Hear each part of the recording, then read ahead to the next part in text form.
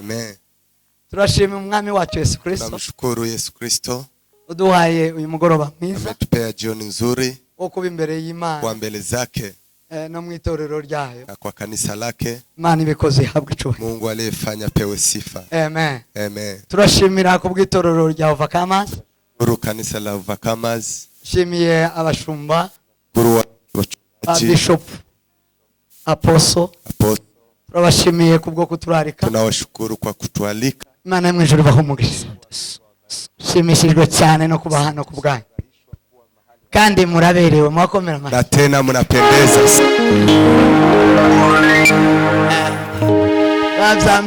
Bambariye umurimo. Mnapendeza. Mani wa umugisha Bishop. Kiruhura Yesu akugirire. Bishop Kiruhura. Ndashima kubana n'abandi bashumba bose. Nashukuru kuwa pamoja na wachungaji. Nabona bashumba Imana ibahe umugisha. Mungu awabariki sana. Abishimiye cyane Yesu abafurahia sana. Muri abantu bagakira. Nyinyi ni watu wa maana. Mugize neza kuza ku murimo wawe. Mmefanya vizuri kuja kwa kazi zenu. Uyu ni umunsi wa. Hii ni siku yenu. Torero ry'Imana ndabaramukisha amahoro ya Kristo. Mungu tunawasalimu. Yesu abahe umugisha. Mungu awabariki. Tugerero kuganira umwanya muto ya. Tazungumuza kwa muda mfupi. Na mahugurwa makeya gusa. Basi mazungumzo machache tu tutazungumzia. Kubw'itorero rya Kristo. Kwa sababu ya kanisa la Kristo. Hanyuma tuze kuja mu myanya yindi. Basi tutaingia kwa mambo mengine. Reka dusome ijambo ry'Imana. Some neno la Mungu. Some ubutumwa rwandiko Paulo yandikiye Timotheo rwa kabiri. Timotheo wa pili. Gice cya kabiri umurongo wa 19. Sura ya pili mstari wa 18. 19 na 20 na kugeza kuri 22. Tanzia 19 mpaka 22. Biravuze ngo nyamara urufatiro rukomeye rw'Imana ruracyahagaze. Rwanditseho iki kimenyetso ngo Uwiteka asabe. Kandi ngo umuntu wese uvuga izina ry'Uwiteka ave mu bidatunganye. Murongo wa 20. Mu nzu y'inyumba ntihabamo ibintu by'izahabu n'ifeza gusa, ahubwo habamo n'iby'ibiti n'iby'ibumba, kandi bimwe babikoresha iby'icubahiro naho ibindi bakabikoresha iby'ibiteye isoni. Nuko rero umuntu niyiyesa akitandukanya n'ibidatunganye azaba abaye ikintu cyo gukoreshwa iby'icubahiro cyejejwe kigirira nyiraco umumaro kandi cyatunganirijwe imirimo myiza yose. Amen. Amen. Tasoma ama tuendelee. Soma kwa Kiswahili. 19 kugeza kuri 22. Thabiti uliowekwa na Mungu uko imara, na juu yake yameandikwa maneno haya: Bwana anawafahamu watu walio wake, na kila asemaye yeye ni wa Bwana ni lazima aachane na uovu. Katika nyumba kubwa kuna mabakuli na vyombo vya kila namna. Vingine ni vya fedha na dhahabu, vingine vya mbao na udongo, vingine vya matumizi ya heshima na vingine vya ajili ya matumizi ya kawaida. Basi kama mtu atajitakasa kwa kujitenga mbali na mambo hayo yote maovu, atakuwa chombo cha mtumizi ya pekee, kwa sababu amewekwa wakfu, anamfaa Bwana wake na hupo tayari kwa kila kazi njema. Jiepushe na tamaa za ujana. Tuachie hapo. Amen. Amen. Twongere dusome Nehemia ibice 2. Kitabu cha Nehemia sura ya 2 umurongo wa 4 no wa 5 no wa 6. Sura ya 4, 5 na 6. Maze kumva izo nkuru ndicara ndarira, mara iminsi mbabaye, niyiriza ubusa nsengera imbere y'Imana nyirijuru n'isi. Nyirijuru nti, ndakwinginze Uwiteka Mana nyirijuru, Mana nkuru iteye ubwoba, ikomereza isezerano n'imbabazi abayikunda bakitondera amategeko yayo. None ntegera ugutwi kwawe, kumve n'amaso yawe ande arebe, wumve gusenga umugaragu wawe nsengera imbere yawe muri iyi minsi kumanywa na nijoro. Sabira abagaragu bawe b'Abisiraheli, natura ibyaha Abisiraheli bagukoreye, ni koko njewe n'inzu ya data twagucumuyeho, twagukiraniweho cyane, kandi nditwitondera amategeko yawe n'ibyategetswe n'amateka yawe, ibyo wabitegetse umugaragu wawe Mose. Amen.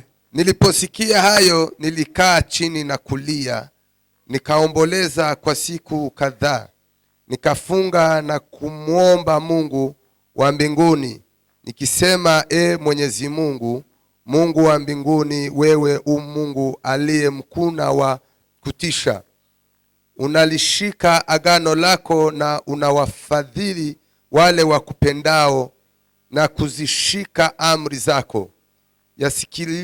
Yasikilize kwa makini maombi yangu na uniangalie mimi mtumishi wako, nilipokuomba kwa ajili ya watumishi wako watu wa Israeli usiku na mchana. Ninaungama dhambi za watu wa Israeli tulizofanya mbele yako, mimi pamoja na watu wa jamaa yangu tumefanya dhambi. Amen. Zakozwe n'intumwa ibice 2:38. Mitume Matendo ya Mitume sura ya 2 na 20 na 38. Petero arabasubiza ati, nimwihane umuntu wese muri mwe abatizwe mu izina rya Yesu Kristo, ngo mubone uko mubabarirwa ibyaha byanyu, kandi namwe muzahabwa iyi mpano y'umwuka wera, kuko isezerano ari iryanyu n'abana banyu n'abari kure bose abazahamagagwa n'umwami wacu Yesu. Amen. Petro akajibu, tubuni na kila mmoja wenu abatizwe kwa jina la Yesu Kristo ili mpate kuondolewa dhambi zenu na kupokea ile ahadi ya Roho Mtakatifu. Amen. Endelee. No. Yeah. Amen. Amen. Mwakiri jambo jema. Awishaganya bagiye kubaheza ijambo ngendegwa. Kwa parade hakuna yule alikuwa anatingizika kwa sababu anataka kupokea maelekezo. Kubera ko tutazi ijambo nyamukuru gitorero. Kwa sababu hatujui neno la muhimu kanisani, basababwiriza tukasohoka ndio sababu wanahubiri wengi wanatoka, wengine kwa simu, wengine wanaendelea, unaenda vile unataka wewe. Tukasanga abo turi abasoda badafite umurongo, basi tunakuwa kama jeshi, hatuna msimamo, hatuna sheria. None kubera ko ndi hapa, kwa sababu mimi niko hapa kandi mwantumi na tena mumenialika, musibe kuongorera, basi msisemezane mara tena. Bari yani mwebwe bokumva tiasubire kugera, basi dorekera raje Ashaz asikuje, mwire ntagera subira ninte, basi urudi kwanza wamalize kuhubiri, ndiyo mtaendelea na kazi ya, msipite hapa tena. Urabambwirira tiba njewe ntibanyu dumushi, wamesikia. Namwe mwicaye mu ntebe mutuze, na nyinyi mtulie, kila mtu atulie mahali anaketi, ili tusikie neno la Kristo. Si janje, si neno langu. Mwabasoda ba Kristo, basi nyinyi muwe jeshi la Kristo. Nuko muri Kristo, hivyo ndivyo ndani ya Yesu Kristo. Amen. Amen. Amen. Amen. Atukuzwe. Atukuzwe. Manishim. Bwana sifiwe. Hallelujah. Amen. Tugiye kuganira aya magambo dusoma. Tutazungumza maneno haya tuliyosoma. Ngiye kubabwira ngo se ninde? Nataka niwaambie ni nani. Ninde uvuga? Nani anayesema? Uvuga izina ry'Imana. Nani anatakaye sema neno la Kristo la Baba? Twatinze mu bihugu bidafite amategeko bitigishijwe. Basi tumekaa kwa nchi hazina sheria. Untagakura tazi. Basi mtu anakuwa na hajui.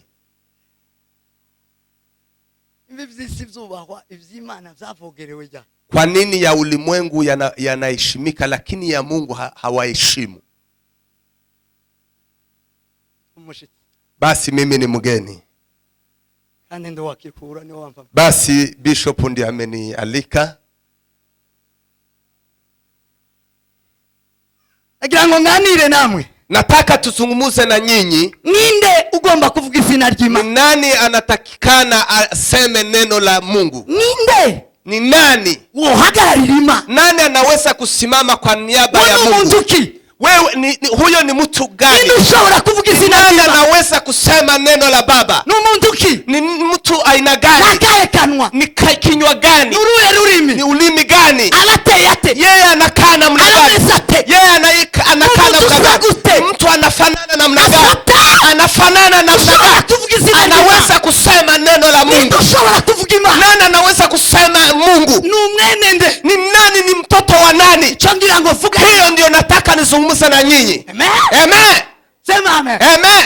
Sema amen. Amen. Ninde wohagarara? Nani anaweza kusimama? Mwizina ry'Imana? Nani anaweza kusimama niaba ya neno la Mungu? Ya jina la Mungu. Ninde wohagarara? Nani anaweza kusimama mu cyimbo cya Kristo? Niaba ya Kristo. Ninde wohagarara? Nani anaweza kusimama mu cyimbo cy'Imana kwa niaba ya Mungu? N'umuntu ki? Ni mtu ya aina gani? Anakaa namna gani? Amen. Amen. Sema amen. Amen. Bwana asifiwe. Ahimidiwe Mkombozi. Tusomye aya makuru. Tumesoma habari haya. Niwe muhamagaro. Hii ndio mwito. Paulo yandikira abakorinto, aliandikia Timotheo, aramubwira ngo, akamwambia hano hariho amakuru. Akasema hapa kuna habari. Hano hariho ibihuha. Hapa kuna habari. Hariho amakuru ya Hemenayo. Kuna habari za Hemanayo. Hemanayo na Fileto. Amakuru yabo habari yao yanajulikana. Kandi yaritabiriwe. Na tena watu wameitika. Ko baravuga amakuru. Wao wanasema habari. Ko barabwiriza. Wao wanahubiri. Ariko amakuru barimo babwiriza. Lakini habari wanaohubiri na magambo. Hayo ni maneno. Arimanja. Hiyo ni maneno inaniuma. Ameze nk'igisebe. Hiyo inakuwa kama kidonda. Kumufunzo. Kidonda nga kanser. Kama kansa. Kuberako. Kwa sababu barananirwa guhagarara. Wao wanashindwa kusimama mu cyimbo cya Kristo. Kwa niaba ya Kristo. Barananirwa guhagarara. Wao wanashindwa kusimama ukuri kw'ijambo. Kwa ukweli wa neno. Ariko hamwe n'ivyo. Lakini kwa hayo yote. Hamwe n'ivyo. Pamoja na hayo yote. Lakini nataka niwatangazie. Itangazo nguweza. Tangazo hili mtauliza. Timotheo. Ngiri. Nyamara. Kwa kweli. Urufatiro rw'Imana. Msingi wa Mungu. Wahagaze. Inasimama. Kandi wanditswe na tena inaandikwa ishara hii. Ya kwamba Mungu anafahamu watu wake. Na tena mtu anayenena neno lake. Nani anatakikana kusema neno la Mungu? Yule anatakikana kusema neno la jina la Mungu. Ni mtu yoyote aliyetoka katika maovu. Tumpe Bwana utukufu. Haleluya. Nubwo Hamenayo hata Hemanayo na Fileto barimo babwiriza, hata walikuwa wakihubiri, ariko bitegereje. Lakini ukiwatazama vizuri, wao hawajatoka katika maovu. Hawajatoka katika maovu. Hawajatoka katika maovu. Ndio sababu yale wanayonena yananiuma. Ni kama kidonda. Tuna wachungaji na Wakristo. Tuna wahubiri. Wao hawanyamazi wananena. Lakini yale wananena inaumwa kama kidonda. Kidonda. Kidonda. Kansa. Kama kansa. Kitaza mubwireni kinyenga kitomogwa kinyenga gatakomenya ko bisobana. Tuendelee. Kidonda kama ya kansa. Mwumve gutyo. Amen. Haleluya. Amen. Haleluya. Haleluya, mkombozi wa majeshi. Amen. Bali bafite sensibilisation, walikuwa na kazi ya kutangaza, bali bafite kuzana abantu, walikuwa na kuleta watu, bakabazana bataziye kujambo lile, wakileta watu na hawawaleti kwa neno la Mungu. Abantu benshi binjira mu kanisa, kuna watu wanakuja kanisani batahamagawe n'ijambo, wao hawaitwi na neno la Mungu. Ijambo ry'Imana, si neno la Mungu linawaita, bahamagawe n'amagambo, ni maneno inayowaita na Fileto. Makanisa mengi yuzuye abantu, inajaa watu batazanywe n'ishyaka, hawataingia kwa sababu ya neno, batazanywe n'ishyaka la Kristo, kuja kwa sababu ya neno la Kristo, bazanywe n'amagambo, wao wameletwa na maneno ya Humenayo na Fileto. amagambo yao, maneno yao yujuje kanisa, basi imejaza kanisa, yujuje kanisa, imejaza kanisa, yujuje kanisa, imejaza kanisa. Fakaru nakuziwa, Toka kwa kanisa fulani ukuje kwangu. magambo ya Hiyo ni maneno ya Humenayo. magambo, Maneno ya Humenayo, maneno ya watu kama hao wa Humenayo yujuje kanisa, wamejaza kanisa. yuzuye, Haya imejaa, irasugiye, imejaa kabisa. pastori kirasugiye, Department ya uchungaji imejaa. musanga wa pastori 50 Unakuta kanisa 50 wachungaji wamejaa. Tibseme Haikubaliki. wa pastori 50 bamwe kanisa. Hakuna wachungaji 50 wanatakikana wakae kanisani moja. Haikubaliki. None mwishuri rimwe ho bamwe abarimu 50. Kwa shule moja, kwa klasi moja kunaweza kuwa na walimu 50. Mwishuri rimwe ndimwise mwese mwasaza. Mumesoma. Ho bamwe abarimu 50. Mwishuri rimwe ho bamwe Kwa abarimu. klasi moja kunaweza patikana walimu 50. Yabayemwe abapastori. Kwa kanisa moja mnaona kunaweza patikana wachungaji 50. Habayemwe abapastori 10. Bavuye. Wachungaji 10 wametoka wapi? Bavuye. Wametoka wapi? Bavuye. Wametoka wapi? Amagambo ya Humenayo. Hiyo ni maneno ya Humenayo. Humenayo na Fileto. Haleluya! Tubariki. Kwa nini? Mbazabazana. Kwa sababu wanawaleta. Tarimani bahamagaye. Si Mungu anayewaita. Mirimo bakora. Hakuna kazi wanapafanya. Lakini waje wakati. Wakuja wakati. Hakuna kazi lakini mkuja mketi. Muzamwicare mugubwe neza. Mkuja mketi mkae. Salama. Muzamwicare mugubwe. Ndugu zetu mkuja mkae. Mkuja tuwapee viti. Mkuja tuwapee viti. Mkuja tuwapee maji. Mkuja tuwapee maji.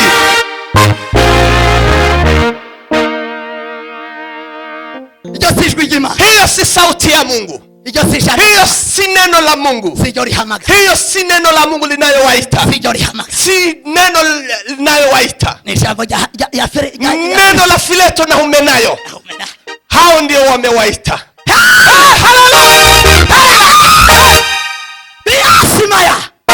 Moyo umetanda uloba gilia block tas microfinance. Ndero tretari sana fera. Manura. Atukusoma kwa. Aibidiwe mkosi wa majeshi. Atukusoma kwa. Bashu. Wachungaji. Apasteri batanu mwikanisa rimwe. Wachungaji 5 mnafanya. Mugira makuru 5 se. Mnakuwa na masomo courses 5. Seniko na makosi.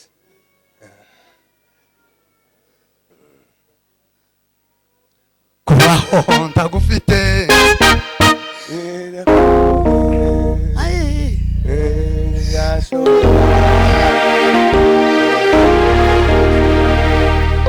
Imani hamagaye. Mungu akiita umuntu hamagawe n'ijambo. Mtu anayeitwa na neno la Mungu.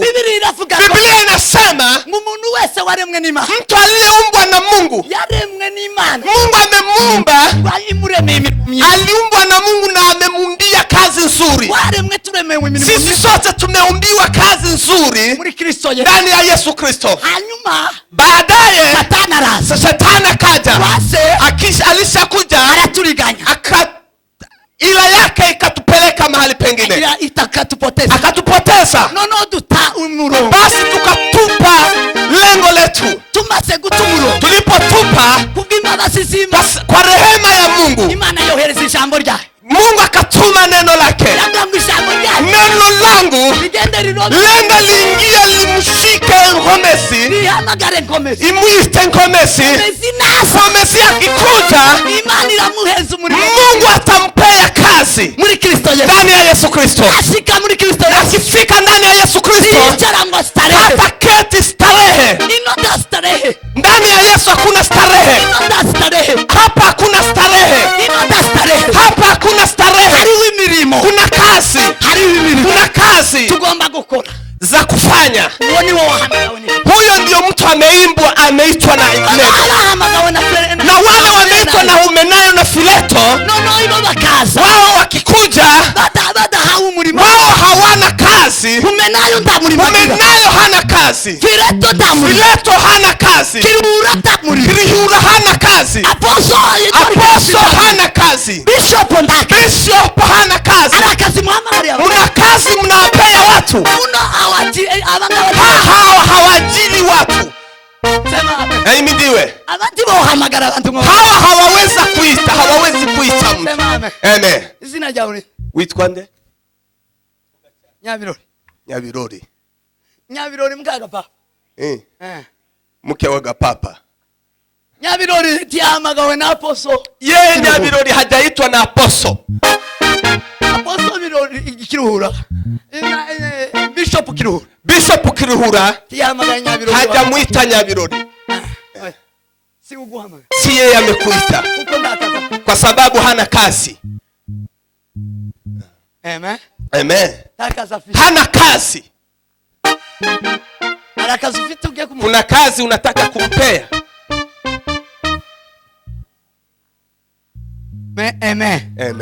Amen. Ako kavuyo karahaba. Basi hiyo mchanganyiko inakaa. Paulo arahaga. Paulo akaja akafika. Alipofika akawamwambia. Basi akahubiri. Hawajasikia. Basi akaweka neno la mwisho. Akawapea tangazo. Akawaambia sikilizeni. Msingi wa Mungu bado yuko. Asubuhi tumesema msingi.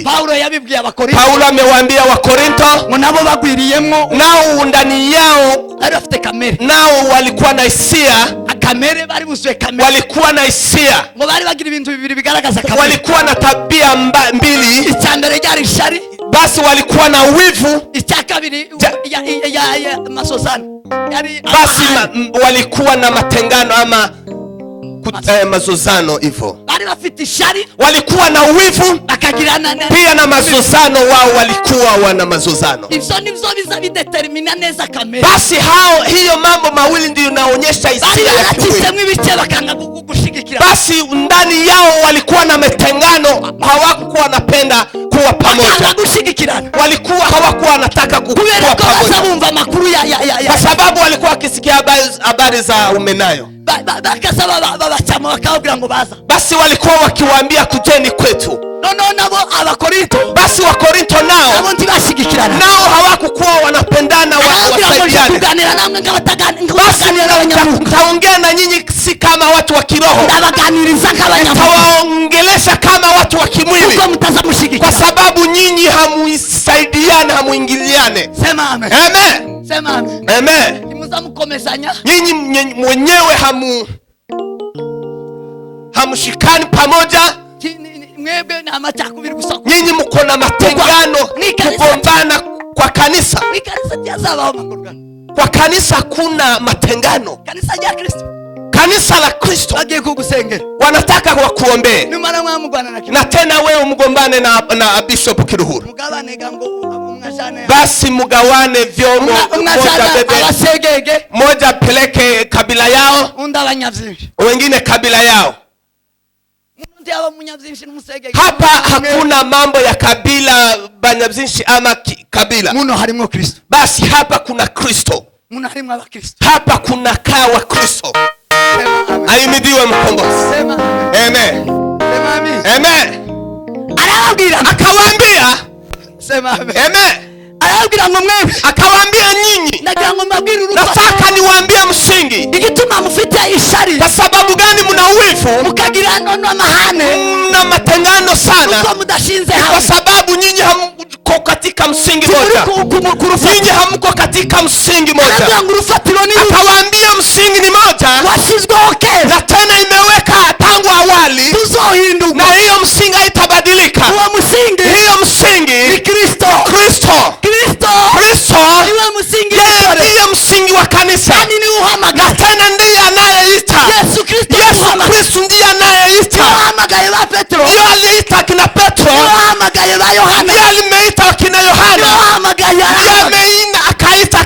anayeita, ni uzuhamagara. yeye Kristo ndiye anaita, ni ufite umurimo, kwa sababu ndiye anaye kazi. imirimo y'Imana Ni kazi ya Mungu iri muri Kristo, inakaa ndani ya Yesu Kristo. Yesu Kristo ni uduha imirimo. Yesu Kristo ndiye anatupea kazi. Sema amen. Semeni amen. Sema amen. Semeni amen. Hanyuma arababwira, Akawaambia, uvuga izina ry'Imana, anayenena neno la Mungu, uhabwa umurimo. yule anayepewa kazi, Uvuga izina ry'Imana, anayenena jina la Mungu. acha karongo nicho ngiye kuwagira. Akakata mstari, ndio nataka niwaambie. Sema amen. Semeni amen. Amen. Amen. Aricho ndangiriza. Nimalizie hapo. Umuntu uvuga izina ry'Imana, Yoyote anayetaja jina la Mungu, tukwiye guhagararira. nani anatakikana kusimama kwa niaba ya Kristo? Twaje kugira ngo Tumekuja kwa sababu Nyabirori bwa papa ashe guhagararira Kristo, basi asimamie Kristo. ngiye kukubwira nusanga Acha nikwambie, kama unaona hawezi kusimamia Kristo, wambura iryo kanzu, wewe utowe hiyo kanzu urishiraho hiya, uweke kando. uragumube Utaendelea uwe Nyabirori mke wa kapapa. Abasegege muramwanga, Wasege kabila, abanyamibunda turamwirukana se, turamata umuguma, kabila yao hawatamchukia ama kwao huko. Sema amen. Amen. Sema amen. Ahimidiwe mkombozi. Bwana sifi. Amen. Imana yatangiye guhamagara ke. Mungu ameanza kuita tangu awali. Kambere kuri Mose. Acha nianzie kwa Musa. Biblia iratubwira, Biblia inasema Imana, Mungu itekereza kurokora Abanyisraeli, akafikiria kuondoa Waisraeli katika Misri, kurokora Abanyisraeli, kuokoa Waisraeli katika Misri. Imana ihamagaye umuntu. Mungu akiita mtu, ibishaka kurokora abantu, anataka kuokoa watu wengine. Ndio sababu wachungaji hawawezi kukaa katika nyumba moja. Wao hawatakikani wao katika nyumba, kwa sababu Mungu ibahamagariye kurokora. Mungu anawaitia kazi ya kuokoa wengine. Unasikia wachungaji? Kuko ni mzanyu, kwa sababu ni yenu, ni nyinyi nitazungumzia. Sema amen. Amen. Sema amen. Amen. Hii ni semina ndogo ya wachungaji. Na nyinyi wa Kristo musikie kidogo kwa kanisa. Sema amen. Amen. Sema amen. Amen. Imani hamagara. Mungu akiita mtu, bihamagaye kugira ngo irokora. Basi anaita kurokora. Basi Mungu akafikiria kuokoa Waisraeli, ihamagara Mose. Basi Mungu akamuita Musa. Ihamagaye Mose. Alipomuita Musa, alicho yamukorera. Kuna kitu amemtendea. Ihamagaye. Hatamuita ngo agende gusa. Aende hivyo tu. Biblia inasema Musa alikuwa akichunga kondoo. Alikuwa akichunga kondoo. Baboni gihuru. Basi akaona kichaka. Awo ni gihuru. Akaona kichaka kinawaka moto, lakini kichaka hicho hakimaliziki. Ikakuwa miujiza kwake. Kichaka kilikuwa kinawaka moto, kilikuwa kinawaka lakini akakikaribia. Alipokikaribia akaona, akasikia sauti ndani ya kichaka, katoka sauti. Niravuga ngo nikasema, Musa, toa viatu. Mahali umefika ni patakatifu, na usikie sauti. Usikie sauti. Abahamagawe batahamagawe gutyo, wale walioitwa hajawaitwa hivyo, kuna question mark. Hallelujah. Amen. Hallelujah. Hallelujah. Amen. Sauti kasema, Musa, toa viatu zako. Mahali umefika patakatifu. Sasa simama vizuri, sikia habari. Kwa sasa nimekuchagua wende Misri, wende ukaokoe, uambie Farao aachilie taifa langu, waende wakanitumikie. Kutoa viatu ni nini? Ni kutakaswa, ni kutubu zambi. Tuna wachungaji wengi hawajatubu zambi. Tuna watu wameitwa lakini hawajatubu. Watu wameitwa lakini hawajatubu. hawajatubu dhambi zao. turabafite batarihana. Tuna watu hawajatubu. Ntiwemerewe Haukubaliwi guhagarara kusimama utarihana kabla hujitubu. tivyemewe, Haikubaliki. Nyabirori Wewe Nyabirori haikubaliki. tivyemewe, Haikubaliki. utaratuye, Kama wewe haujakiri, utarazaubwa kabiri, kama hujazaliwa mara ya pili, ntiwemerewe guhagarara Kristo, haukubaliwi kusimamia ntiwemerewe guhagarara Imana, kusimamia Mungu ama kwa niaba ya Yesu. ntiwemerewe Haukubaliwi kunena jina la Mungu. ntiwemerewe. Haukubaliwi. Bamwe bazamubaza ngo se wakijijwe. Wengine wanamuuliza umeokoka lini? Yesu ameingia ndani mwako siku gani? Yeye hajui siku Yesu ameingia ndani ya maisha yake. Hajui siku aliyookoka. Lakini yeye ni mchungaji. Yeye ni mhubiri. Yeye ni deacon. Hiyo ni swali. Hiyo ni swali. Ngorani. Hiyo ni shida. Ngorani. Hiyo ni shida. Wamubaza ngo se wakijijwe. Ukimuuliza umeokoka lini? Vuga ubuhamya. Niambie ushuhuda. Tabuhamya. Yeye hana ushuhuda. Hana ushuhuda. Hana ushuhuda. Hana ushuhuda. Hana ushuhuda. Mwimbaji ameimba. Aravuga ngo sinzibagirwa akasema sitasahau siku niliyookoka. Siku Yesu alipoingia ndani yangu. Ngabo bazabatumwa. Sikia, hao ndio wanaitwa. Ngabo bazabahagararira. Wale ndio wanasimamia Kristo. Nabazu musi. Wale wanajua siku Yesu aliyoingia ndani ya maisha yao. Anajua tarehe. Anajua siku. Akijua mahali ametoka. Yeye anajua mahali anaelekea. Mtu kama ajui mahali ametoka, hawezi kujua mahali anaelekea. Hallelujah. Forme de gloria. Sindabona umpastor uvuga ngo nje nari ndaya. Basi sijaona mchungaji anasema mimi nilikuwa malaya. Na mimi nimeokoka. Nimezaa watoto si wa nje. Katika kabila hii niko na watoto. Ama mahali pengine niko na watoto wengine. Na mahali Mombasa niko na wengine. Lakini anasema nimeokoka. Nimepokea Yesu kama mfalme. Hao ndio Yesu anaoita.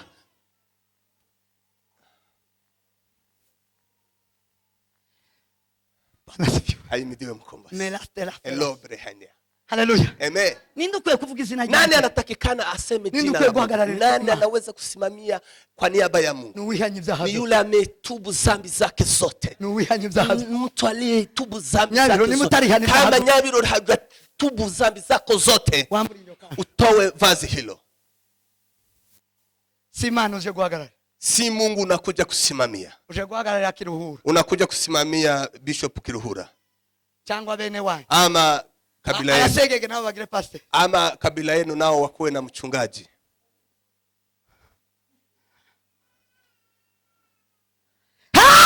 Hallelujah. Biblia inasema ya Yesaya anavuga mwaka Uzia. Akasema mwaka Uzia alipokufa, mimi nimemwona Mungu. Hallelujah. Basi Mungu akaona yule mtu siku alipotubu.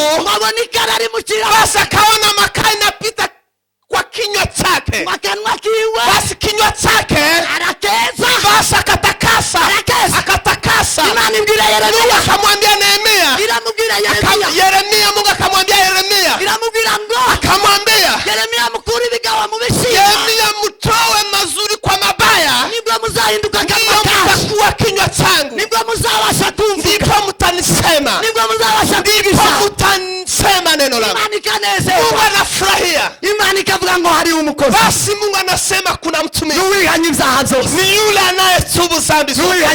Ni yule aliyetubu dhambi zake zote. Ni yule aliyetubu dhambi zake zote. Ni yule aliyetubu dhambi zake. Mumetubu dhambi zenu zote.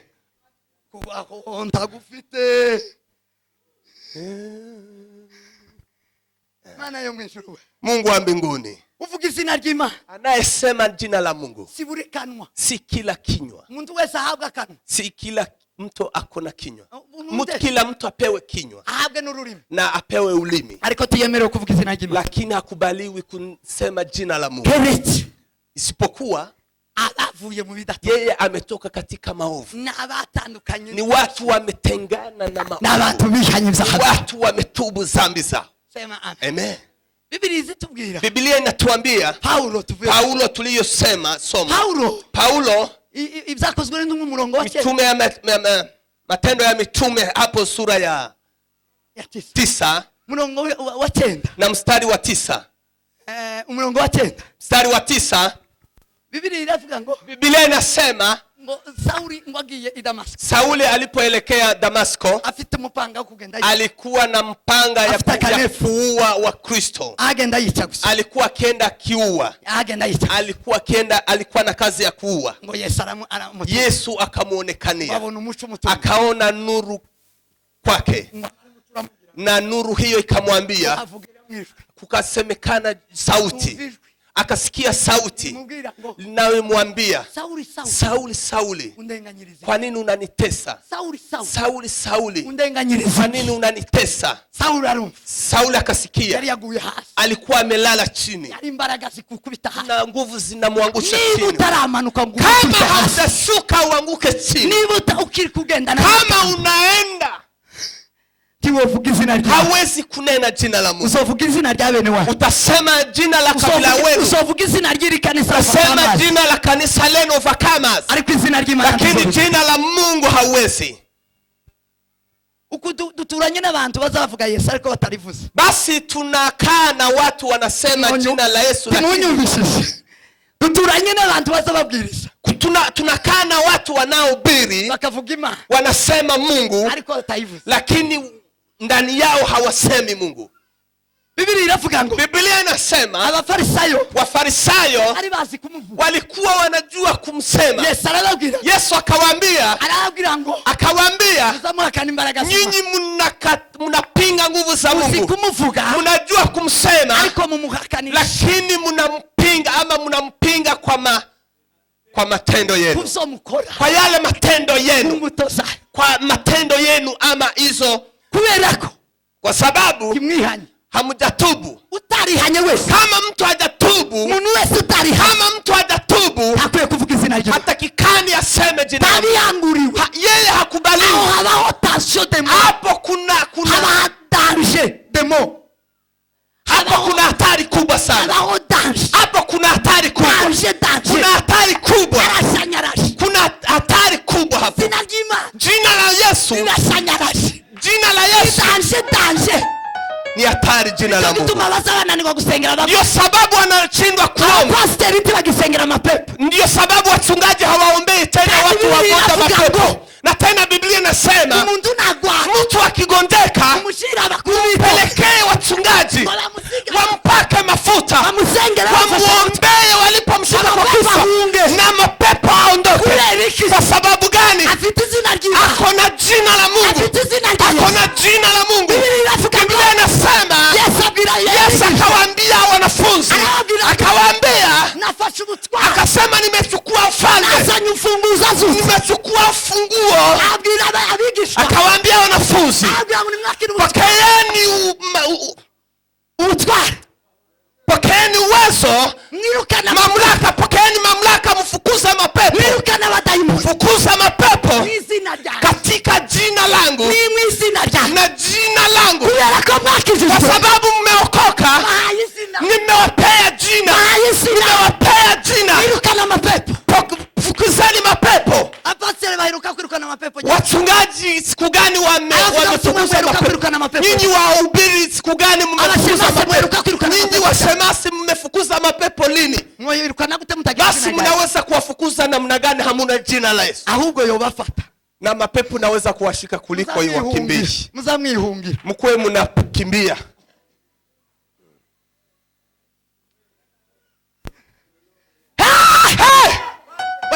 Haimidiwa mkombozi wa majeshi. Tumpe Bwana utukufu. Ni mili ya sakaya. Modela porta fira veneas. umuntu ugomba kuvuga izina ry'Imana. Mtu anatakikana kusema jina la Mungu. Ni mtu aliyetoka katika maovu. Ni mtu aliyetoka katika dhambi. Ni mtu aliyetoka katika maovu. Sema amen. Hallelujah. Imani hamagara Aaron. Mungu alipoita Haruni na watoto wake, alimwambia kuja watakaswe. Kuja watakaswe ili wapewe kazi ya Mungu. Ili wafanye kazi. Hallelujah. Ton tari ya kila lokas. Miante sanfo. Eblas. Wewe haujatubu. Nini na wewe kuja wakupee uchungaji? Wakupee ya nyumba yako. Wakupee uwe mchungaji wa nyumba yako.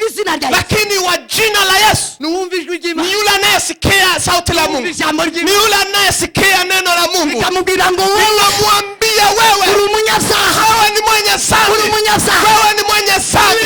Biblia imetuambia mitume waliopokea Roho wa Mungu walitoka nje wakahubiri Injili. Petro akasema Injili, wakaokoka watu 3,000. Wakamwambia, tunataka karama hiyo. Tunaweza kupata aje? Tunaweza kusema namna gani neno kama hilo? Tunaweza kusema Mungu namna gani? Namna gani tunaweza kusema Mungu? Namna gani tunaweza kusema Mungu kama wewe? Kama wewe. Alikuwa akisema neno linaingia ndani ya moyo. Ilikuwa inadunga ama inaingia ndani ya moyo. Tuna watu wahubiri wanasema neno la Mungu linapiga ndani ya mioyo. Linapiga mioyo ya watu. Neno lote la Kristo lile linafukuza sana. Na neno linalofukuza dhambi basi ni ile mkuki ya Finehas. Ile mkuki ya Finehas. Mkuki ya Finehas.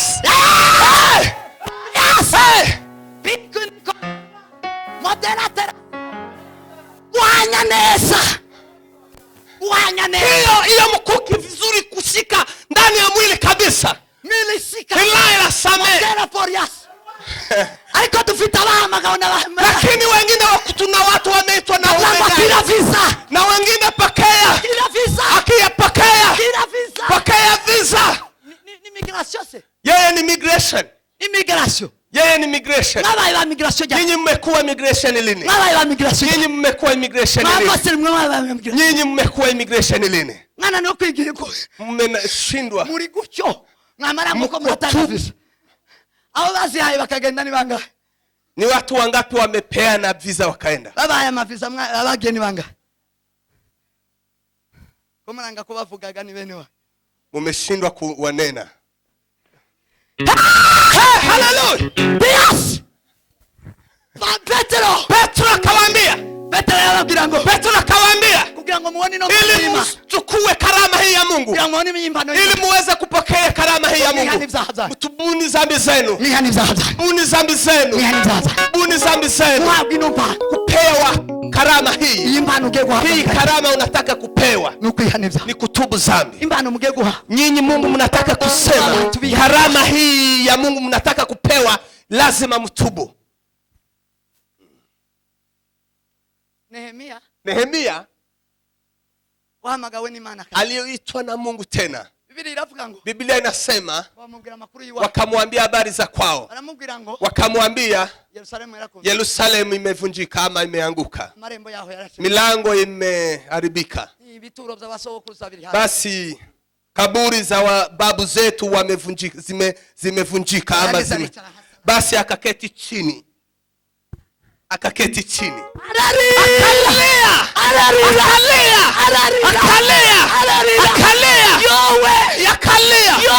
akasema, ni wachungaji wangapi wanaolia na dhambi za watu? Ni wachungaji wangapi wanaomba kwa sababu ya yale yamebomoka katika kabila zetu? Ni wanani wanaleta michezo ya ulimwengu kanisani? Mchungaji anaunganisha ndoa. Kushingura cha gushingira. Kuunganisha ndoa. Yarangiza gushingira. Kisha maliza kuunganisha ndoa. Yakoresheje ijambo ry'Imana. Basi ametumia neno la Mungu. Mukandi kanya. Kwa dakika chache. Akaza umwega hano. Kuna kuja kabila ingine ya Wega. Inawaambia songa mchungaji. Mukandi kanya turasura tugire bundi bukwe. Akasema saizi tutafanya tena harusi ingine. Bukwe turi bugire. Harusi tutakayoifanya. N'ubungu pastor avuye gukora. Ni hii mchungaji amefanya. Ibi pastor arangije sibihagije. Haya mchungaji amefanya hayatoshi. Mupange intebe neza abantu bagaruke mu minota 30 mugaruke hano. Basi pangani viti na watu watoke nje kidogo dakika 30 warudi. Basi wanatoka. Watu wanarudi tena. Na wachungaji tena. Wale wachungaji wanatoka kuunganisha ndoa. Na wanasema kabila hii ya Wasita mtupee tena bibi harusi. Basi mzee Msita anasimama. Sasa wanaenda kwa kimila yao. Wanasema tunataka kuunganisha. Tutafanya divorce mingi sana. Divorce kuachana kwa ndoa inafanyika hapo. Mutaona kutenganika sana. Mutapata hiyo. Ni kushangaza sana. Kubona bagutandukanyije haja amaruka umukagumana n'umugabo. Ahubwo ubunyine ni gitangaza ko tukikumwe nabo. Ni ajabu kubwa sana kuwa hapo wanakutenganisha tena na mzee wako ama kwa siku hiyo. Siku hiyo. Nyuma y'ijambo rya president arindiri hapo. President akiongea neno basi yeye ndiye anaongea neno la mwisho. Hakuna mtu mwingine anatakikana aseme. Nyuma y'Imana baada ya Mungu ijambo ry'Imana ya neno la Mungu tawunduha. Hakuna mtu mwingine. Hakuna kabila yoyote inatakikana ingilie. Lakini nyinyi mko nayo. Ndiyo sababu wachungaji hawazaitwa. Kanisa. Kanisa si hall. Si kanisa. Si hall. Si hall ya business. Basi kila kitu wamechanganya. Kila kitu wamechanga. Kila kitu wamechanga kanisani. Ni wanani wanalia kwa sababu ya hiyo mchanganyo kanisani? Ni wanani wanalia? Na tena mbona wanaenda tena wanaleta mambo ya kimila? Kanisa linatoka linatengana na kanisa lingine, mahali wameenda wameendelea kuwa vile vile. Ukunda makanisa ya Chapanzi jarikwe kubi kanisa rimwe. Vile makanisa yetu iko hapa Githurai ingekuwa kanisa moja. Kuko imico ni. Kwa sababu tabia zetu ni moja. Busi ikitukuzuye ni kamere. Basi hisia imejaa ndani ya mioyo yetu. Tumekataa kusaidiana kusupport mtu mwingine. Lakini kazi zote ni moja. Hakuna tofauti. Hakuna tofauti. Hakuna mtu anayemwita. Hakuna mtu Mungu anaweza kumwita afanye kile mwenziwe alikuwa akifanya. Basi sote tumegongana, kazi ni moja. Muniambie Mungu aliyeita namna hivyo. Basi chungaji Imana Mungu yohamagara twese kaduhuriza hamwe tukagwana. Mungu anaweza kutuita pamoja ili tugombane. Hiyo ni kimwili. Hiyo ni kimwili. Ishari gusa na chuki na ni azadu wesa bamwe bakababa. Ndiyo sababu inafanya watu wamoja wawe hawa wengine wawe watu hao. Imani hamagara ni Nehemia. Lakini Mungu alipoita Nehemia alishishwe ni Nehemia amelia kwa sababu yale yametokea kwao. Akasimama akaenda mbele ya Mungu kugira ngo Imana imwemerere ili Mungu amkubalie agende mu izina ry'Imana, aende kwa niaba ya Mungu abashe gukora uwo murimo, aweze kufanya kazi hiyo. Akasema Mungu, twagucumuye, tumefanya dhambi twebwe n'Abanyisraeli, sisi na taifa langu n'inzu ya data na nyumba ya baba yangu, twebwe mwacu ndani ya nyumba yetu ya baba yangu, twebwe twagucumuye mimi na nyumba yangu ya baba turihanye tumefanya dhambi, tubabarire tumetubu. wama Baba utusamehe numara utunyohere na unitume. Yesu aramu Imana iramu Mungu akamsamehe mumarira mwohereza na gusana Mungu akamtuma. igituma tutazasana Sababu itafanya tusijenge nuko tutihanye ibyaha kwa sababu hatujatubu umuntu wese dhambi uvuga zote. izina ry'Uwiteka Mtu yoyote aseme jina la Mungu ave mu bidatunga atoke katika maovu. abona abahamagawe Ni wale watu Nehemiya walioitwa, msipoitwa kama Nehemia, ntimuhamagagwe nka Amosi msipoitwa kama kina Musa, ntimubindumwa nka Yesu msiwe kama mitume kama Yesu. Yesu yarabatijwe Yesu amebatizwa. kubatizwa n'ukwihana Kubatizwa ni kutubu. umubatizo wa Yohana wari ukwihana Batizo wa Yohana ulikuwa wa kutubu utihanye sana. ndiwovuga izina Kama ry'Imana haujatubu hauwezi kunena neno la utihanye ngo uno muhanu bimenye ko wabikuza kama haujatubu, Imana tiyoguheza izina ryawe Mungu hawezi kupea jina kandi lake. ntacyo muzobasha gukora Na tena kuna kazi mtakalolifanya mudafite iryo zina msipokuwa na jina hilo. hari indi zina Hakuna twahawe jina lingine tulipewa chini ya ulimwengu abantu bakirizwamo ya watu waweze kuokoka, ni izina rya ni Kristo gusa jina la Yesu Kristo. bakristo bene data Ndugu zetu wa Kristo, mubashe kwihana ibyaha byose muweze kutubu dhambi zenu mubone zote, kuvuga izina ili ry'Imana mseme jina la mubone Mungu, kwakira izina ili abantu muweze bakirizwamo kupokea jina la Mungu. sema amen Amen. muhamagaro Mwito, ikiubanziriza no kwihana mwanzo wa mwito ni kutubu. utarihanye ndi womenye icyo Imana yaguhamagara Kama hujatubu hawezi kujua mwito wako. cyo gituma tugwana Ndio sababu tunagombana. abantu babaye ibikoresho bibiri mu ikanisa Watu wamekuwa vyombo viwili kanisani. abihanye nibo bahawe gukoreshwa iby'icyubahiro Basi wale wametubu ndio wamepewa kazi wanafanya mambo ya heshima, ya kuheshimika. abatarihanye Wale hawajatubu bakoreshwa iby'isoni nke wanawatumia kazi ya aibu. itorero ni inzu Kanisa ni nyumba. habe nawe icy'ubucafu nico uzukoresha iby'isoni nke igikoropo kigira ubucafu n'ikinyamwanda Na wewe kwa nyumba yako hiyo dust kizagikora icy'umwanda inagusa uchafu sana, ariko igisa neza lakini kile kinafanana vizuri. isahani bakuregiza Sahani nzuri ya usafi basi inafanyiwa kazi ya heshima, kubera ko yera ni kwa sababu ni safi. abapastori Wachungaji abakeneye guhamagagwa wale wanataka kuitwa, wale wanataka kumtumikia Mungu, msipotakaswa nimuzokoreshwa iby'icyubahiro hamutafanyisha kazi ya heshima. abapastori ariko Mtakuwa wachungaji lakini wa kawaida, amazina ariko tumuzagira izina ry'Uwiteka mtakuwa na jina lakini mtakuwa na jina la Mungu. Imana ibahumugisha Mungu awabariki, sabagire neza Mungu awatendee mema, bashe kwezwa muweze kutakaswa. Amen. Amen.